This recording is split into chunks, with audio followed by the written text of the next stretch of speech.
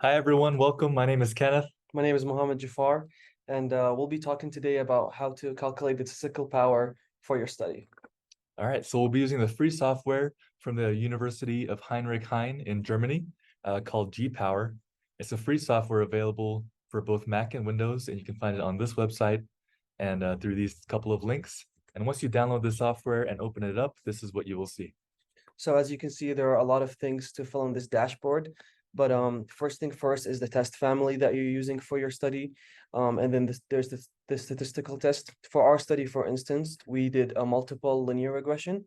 So for those reasons, we used an F test because multiple linear regression is part of that family. And then we chose the statistical test, multiple linear regression. And you can adjust those based on your study and what you want to do. And then moving on to the type of power analysis, there's two main ones that we'll be interested in today. The a priori, which gives you the required sample size for your study, given a certain power level that you want to achieve, as well as the post hoc analysis, which will inversely give you the power of your study based on your sample size. So starting with a priori. Um, so the first thing that you want to fill is the effective size, which is basically F squared.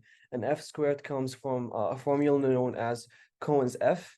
And basically all what it is, it's R squared divided by 1 minus R squared. Once you get that value, what you get from your analysis, you can plug it in there.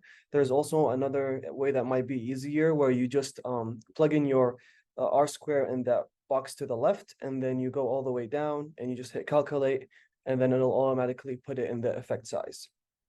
And then next, you want to insert your alpha level. And for most studies, this will be 0.05, unless you have, in our case, a multiple regression where we'll be doing a Bonferroni correction, and we'll be inserting a lower alpha level for that. Next, the power level, which you can decide for your study, but in most cases, 0.8 is generally accepted. And the number of predictors, which is the number of categories that you're comparing. And so once you have all this data inputted, you can hit calculate, and it'll show you the sample size required for the power level of 0.8 here is 49. There's the other way that you can do this is the post hoc, which basically now you give the machine the effect size, you give it the alpha level, but instead of giving it the power that you want, you give it the sample size that you already have. And then you have the same number of predictors. And then once you hit calculate, now for your sample, it's just going to give you the power that you already have. So you can either just look for the power or give the machine your sample, and then it'll tell you what the power that you already have.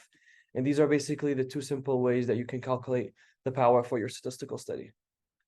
All right, thank you for your time. Enjoy.